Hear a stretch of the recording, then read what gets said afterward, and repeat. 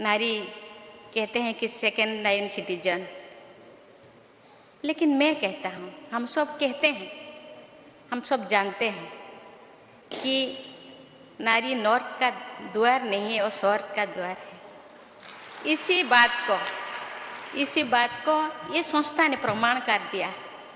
ये संस्था का जो भी चीफ होते हैं, चाहे सेंटर हो, चाहे गीत पाठशाला हो, चाहे सारा विश्व में जितने भी सेंटर्स है, उसका लीडर होते हैं महिलाएं और बहनें।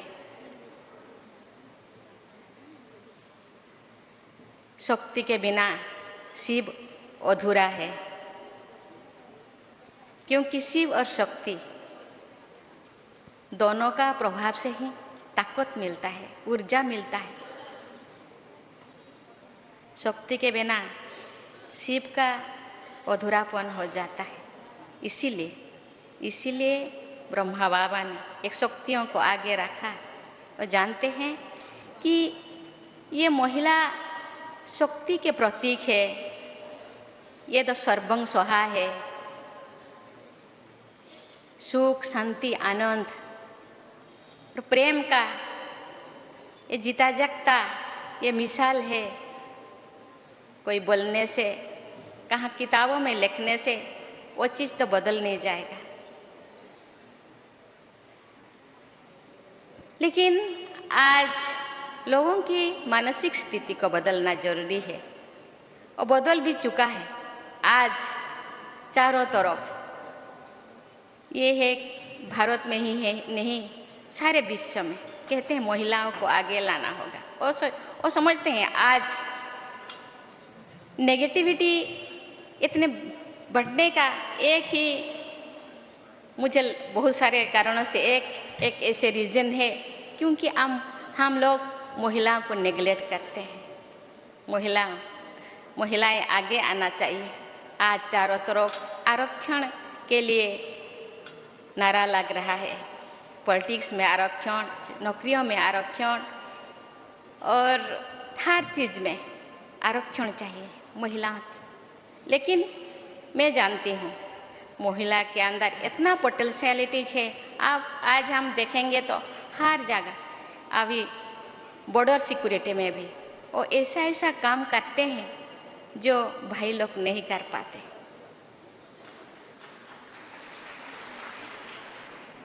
अपने आप को प्रूव करना चाहते हैं, उनके अंदर जुनून है, यस मुझे करना है, मुझे आगे बढ़ना है। किसी के पीछे, मेरे पीछे कोई रहना कोई जरूरी नहीं, मेरे अंदर पोटेंशियलिटीज है। इसीलिए आज आप देखेंगे तो सीबीएसई का रिजल्ट, कोई मेडिकल का रिजल्ट, कोई आईएएस का result, IAS, OAS, engineer, MBBS, जो भी आप रिजल्ट देखेंगे, बहनें अपने छात्राएं वो पहले जो नंबर 10 पे उनका नाम 50 से ज्यादा रहता है। अपने आप को प्रूव करना चाहते हैं, हम पीछे नहीं है, हम आगे हैं, आगे बन सकते हैं, जा सकते हैं। इसीलिए ये जो संस्था, ये जो इतने सारे संस्थाओं को एक सूत्र में बांधना, कोई बाबा के भाषा में कोई मस्सी का घर नहीं है। इतने लोगों को इकट्ठे करना, मानसिक परिवर्तन करना, ये केवल ये संस्था महिलाओं के नहीं, समाज के हर वर्ग, हर श्रेणी को आगे लाने के लिए वो चाहते हैं। जो समाज के सब लोग आगे बढ़ेंगे तो विश्व परिवर्तन हो सकेगा। मुट्ठी भर मानव के साथ कोई परिवर्तन नहीं हो सकता, सबको आगे लाना होगा, आगे आना होगा। इसीलिए वो युवाओं को भी आगे लाने के लिए गांव-गांव वो रैली कर रहे हैं। सब जानते हैं जितने अभी जनसंख्या वृद्धि हो रहा है, इसके साथ ही अपना अनाज का भी बढ़ावा जरूरी है। इसीलिए लोग रासायनिक सार का खाद का यूज करते हैं, लेकिन देखा गया है कि रासायनिक सार यूज करते वक्त तो हम शारीरिक रूप से इतने नया नया बीमारी आ रहा है। इसीलिए ये संस्था ने जैविक सार, ऑर्गेनिक सार यूज करके वो गांव-गांव किसानों के अंदर ये बात को फैला रहे हैं। मुझे भी मौका मिला था कि ब्लॉक में कृषि सम्मेलन जो हो रहा है उसमें शामिल होने के, लोगों को समझाने के लिए।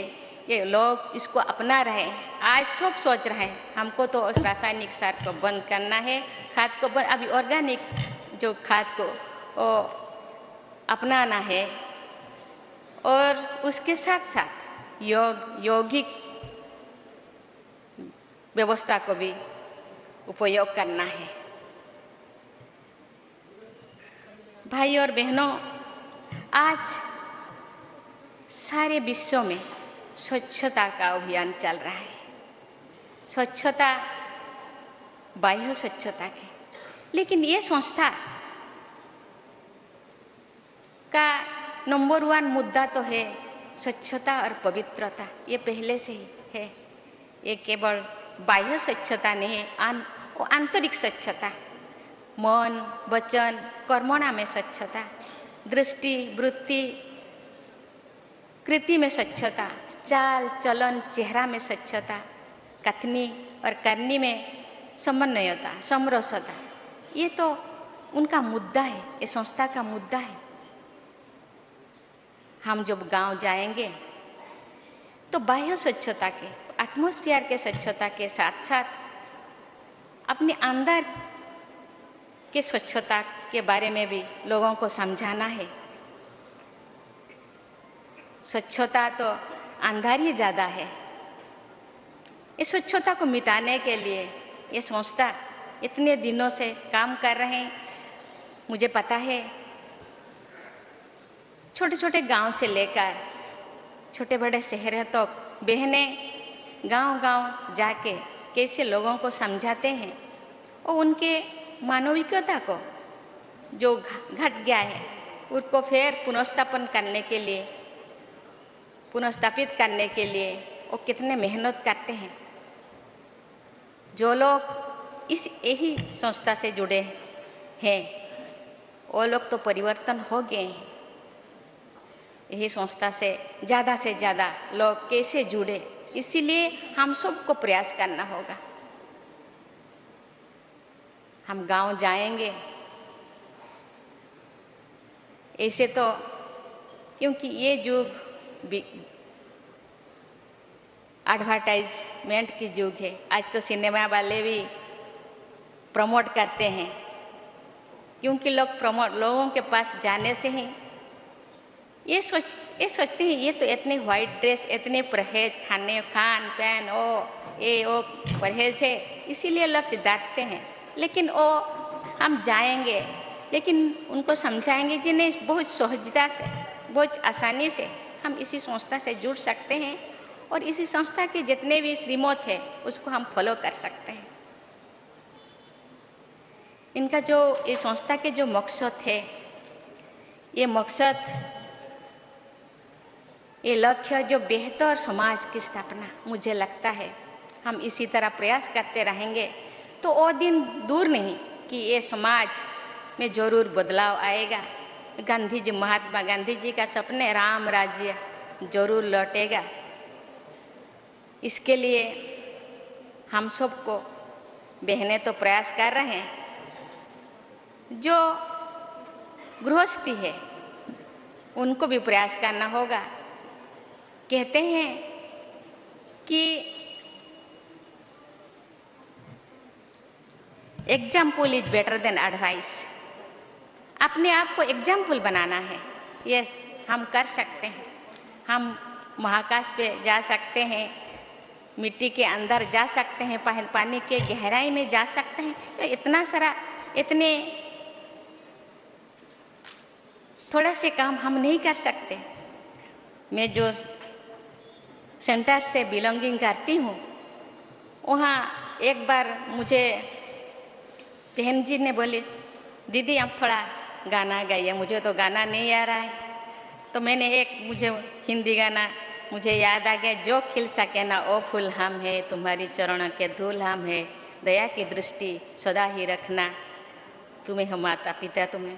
बहन जी ने बोले, दीदी आप तो बाबा कहते हैं, बच्चे आप चरणों के धूल नहीं है, आप मेरे दिल के धड़कन है, आप तो आंखों के तारा है, आप तो मेरे दुलारी है, आप तो राजा है, राजा बेटा है। दया की दृष्टि नहीं, माता पिता अपने बच्चों को दया नहीं करते हो तो अधिकार से, अपना अधिकार है, मेरे जो कुछ है वो तुम्हारे है, मेरे जो कुछ है वो तुम्हारा है, उसको दया की कोई जरूरत नहीं। लेकिन जो बच्चे जो बिगड़ जाते हैं, माता पिता भी थोड़ा गुस्सा करते हैं, आपको कुछ भी नहीं मिलेगा, एक फूटी कौड़ी नहीं मिलेगा, लेकिन फिर भी मिल जाता है, क्योंकि हम सब लीगल हेयर है ना, बाबा का लीगल हेयर है, बाबा का जो कुछ है, बाबा में जो गुण है, जो क्वालिटी है, हम में भी वही क्वालिटी है, लेकिन उस क्वालिटी को पहचानना चाहिए और खुद उसको प्रयोग करने के साथ साथ दूसरों को भी। बाप कहते हैं, आप जो कर रहे हैं ना, दूसरे आपको जो फॉलोअर्स है, दूसरे भी वही करते हैं, इसीलिए आपको भी चाल चलन चेहरा में शुद्धता आना चाहिए, आपका वृत्ति में शुद्धता आना चाहिए, तो आपका फॉलोअर्स में भी आपके जो करते हैं वो जरूर करेंगे और विश्व का परिवर्तन जरूर होगा। इसके लिए हम सबको मेहनत करना पड़ेगा, ज़्यादा मेहनत की जरूरत नहीं है, सोच को थोड़ा बदलना पड़ेगा। हम अपने आप को जितने भी नकारात्मक सोच है उसको बदलकर सकारात्मक सोच लाएंगे और बाबा के श्रीमत में चलेंगे। बाबा कहते हैं, ये विश्व ये कंटे के जंगल है, इस कंटे के जंगल को फूल के जंगल बनाना है तो थोड़ा बहुत तो मेहनत तो करना पड़ेगा। इसीलिए हम जो ढूंढते हैं, सुख को ढूंढते हैं, हर कोई सुख के लिए, शांति के लिए, आनंद के लिए प्रयास करते हैं, लेकिन सुख हम कहाँ ढूंढते हैं? वस्तुओं में, वस्तुओं में सुख ढूंढते हैं, लेकिन वो सुख तो स्थायी नहीं है, लेकिन स्थायी सुख अपने अंदर है, उसको ढूंढना है। तो इसके लिए जो हर किसी के लिए, जैसे भगवान ने जो क्रिएट किए हैं, जितने भी प्लैनेट है, अपने अपने अपने अपना कक्षा में चलते हैं। स्कूल में हम दाखिला लेते हैं, स्कूल का भी कोई अनुशासन है, उनका भी कोई नीति नियम है। गवर्नमेंट जो चलता है कॉन्स्टिट्यूशन के नीति नियम के अनुसार चलता है, इसीलिए अपने आप का भी एक कॉन्स्टिट्यूशन बनाना चाहिए। मुझे कैसा जीना है,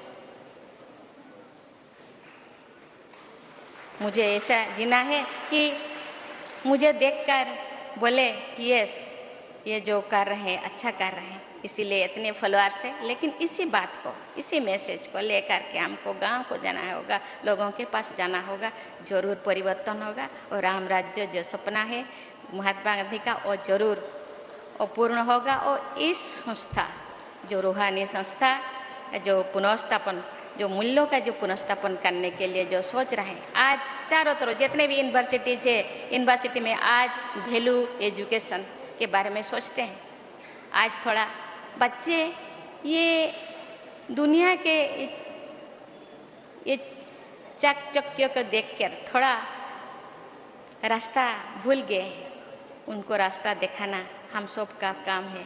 इसीलिए मैं तो गवर्नर तो चांसलर होते हैं, अपना जो स्टेट में 5 यूनिवर्सिटीज है मूल्य एजुकेशन या वैल्यू एजुकेशन के लिए, शायद नेक्स्ट अपना एकेडमिक सेशन से वो शुरू करेंगे और ज़रूर ये बदलाव आएगा। ये जो गीत है, हम होंगे कामयाब एक दिन, जरूर हम होंगे कामयाब। ओम शांति।